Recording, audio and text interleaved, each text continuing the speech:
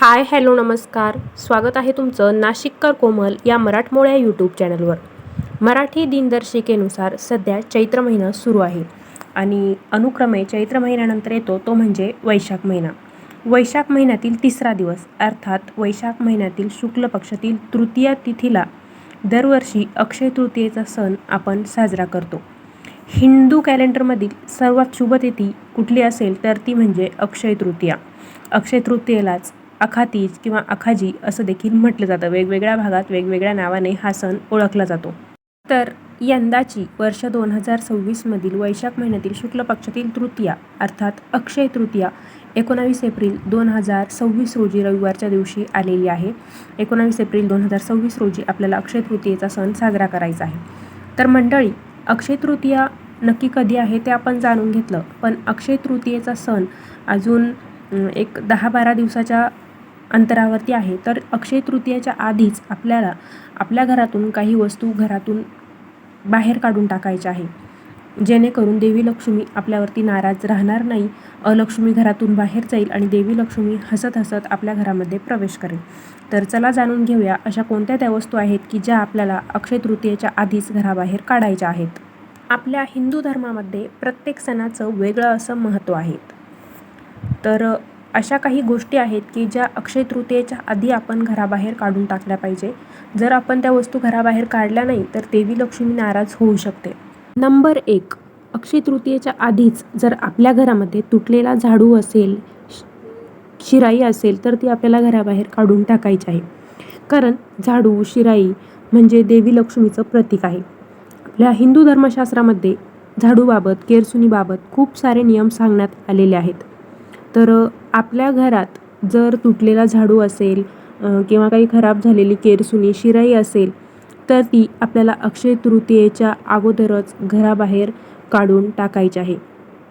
कारण अक्षय तृतीयेच्या दिवशी घरात जर तुटलेला झाडू असेल तर देवी लक्ष्मी नाराज होते. कारण झाडूमध्ये देवी लक्ष्मी असते असं आपण मानतो. आपल्याकडून साधा झाडूला पाय लागला तरी आपण झाडूच्या पाया पडतो. त्यामुळे माता लक्ष्मीच्या उपासनेचं आपल्याला फळ मिळत नाही. अक्षय तृतीयेच्या आधीच घराबाहेर तुटलेला झाडू बाहेर काढावा आणि नवीन झाडूची खरेदी करून घ्यायची आहे. त्यामुळे माता लक्ष्मी प्रसन्न होते आणि घरामध्ये देखील माता लक्ष्मीचे आशीर्वाद कायम टिकून राहतात. याच कारणामुळे अक्षय तृतीयेच्या आधी तुटलेला झाडू आपल्याला घराबाहेर काढून टाकायचा आहे. नंबर 2, खराब किंवा वापरत नसलेले चप्पलांचे जोड. आपल्याकडे बऱ्याच प्रकारचे चप्पल असतात, सँडल असतात, बूट असतात. वेगवेगळे चप्पल आपण वापरतो आणि काही चपला अशा असतात की त्या आपण वापरत नाही तरी आपल्या शू रॅकला, चप्पल स्टँडवर तसेच पडलेले असतात किंवा घराबाहेर दिवसेंदिवस ते तसेच पडलेले राहतात. किंवा काही चपला तुटून जातात, आपलं त्यांच्याकडे लक्ष नसतं, त्या तशाच आपल्या चप्पल स्टँडमध्ये पडून राहतात. आता अशा जर तुटलेल्या किंवा खराब चपला आपण आपल्या घरासमोर ठेवल्या, घरात ठेवल्या किंवा आपल्या चप्पल स्टँडमध्ये ठेवल्या तर त्याच्यामुळे आपल्याकडे जी माता लक्ष्मी येत असते आणि तिने जर बघितलं की अशा चपला पडलेल्या आहेत तर त्याच्यामुळे ती माता लक्ष्मी आल्यापावली परत जाते आणि आपल्या घरामध्ये मात्र अलक्ष्मी प्रवेश करत असते. तर आपण देखील आपल्या चप्पल स्टँड चेक करून घ्यायचा आहे किंवा विचार करायचा आहे की आपल्या घराजवळ चपला खराब झालेल्या किंवा तुटलेल्या चपला खूप दिवसांच्या तशाच तर पडलेल्या नाहीत ना.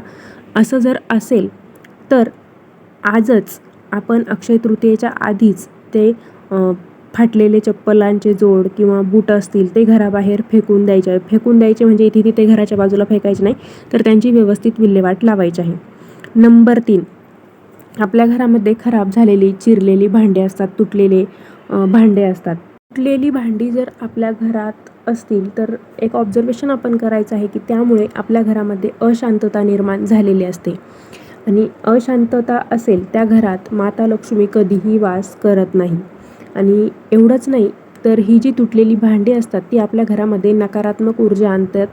त्यामुळे आपल्या घरातील वातावरण देखील प्रसन्न राहत नाही. म्हणून अक्षय तृतीयेच्या आधीच अशी जर तुटलेली भांडी आपल्याकडे असतील तर ती आपण घराबाहेर फेकून द्यायची आहेत. भंगारवाला येत असेल तर त्यांना देऊन टाका. पण काहीही करा, पण ती भांडी आपल्या घराच्या बाहेरच आपण काढून टाकायची आहे. नंबर 4, आपल्याकडे जुने, पुराणे, घाणेरडे, फाटलेले, तुटलेले बरेच कपडे आपण गाठोडा बांधून ठेवलेले असतात. एक धार्मिक मान्यता अशी आहे की माता लक्ष्मीला स्वच्छता खूप आवडते. जिथे असते स्वच्छता तिथे वसते लक्ष्मी असं एक घोषवाक्य आहे. तर आपण घर जेवढं स्वच्छ ठेवू तेवढे माता लक्ष्मी आपल्याकडे आकर्षित राहते, तेवढी आपल्या घरामध्ये भरभराट राहते. जेवढं घर आपण स्वच्छ, नीटनेटकं, टापटीप ठेवू तेवढी माता लक्ष्मी आपल्याकडे आकर्षित राहते. म्हणून अक्षय तृतीयेच्या काळामध्ये आपण घर स्वच्छ ठेवायचं आहे, नेहमीच घर स्वच्छ ठेवायचं आहे.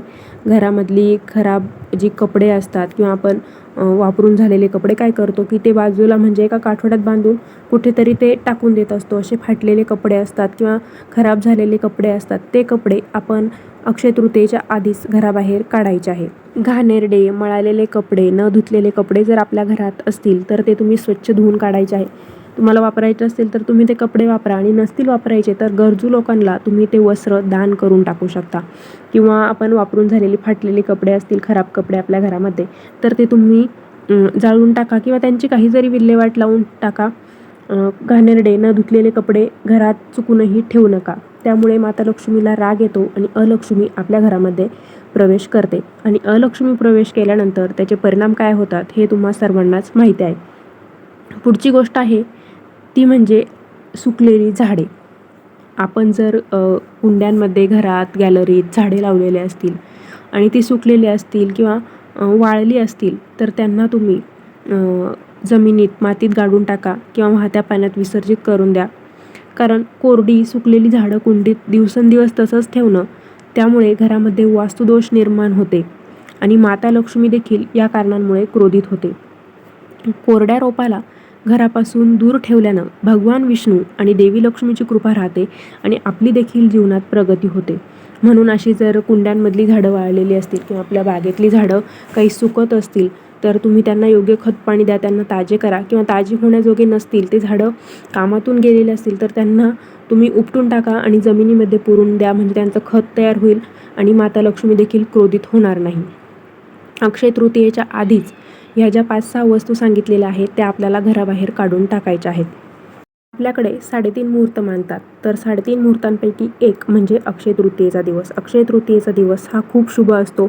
माता लक्ष्मीला प्रसन्न करण्यासाठी हा एक उत्तम दिवस असतो. त्यामुळे अक्षय तृतीयेचा सण जवळ आलेला आहे, त्या हिशोबाने आपण आपल्या घराची स्वच्छता करून घ्यायची आहे.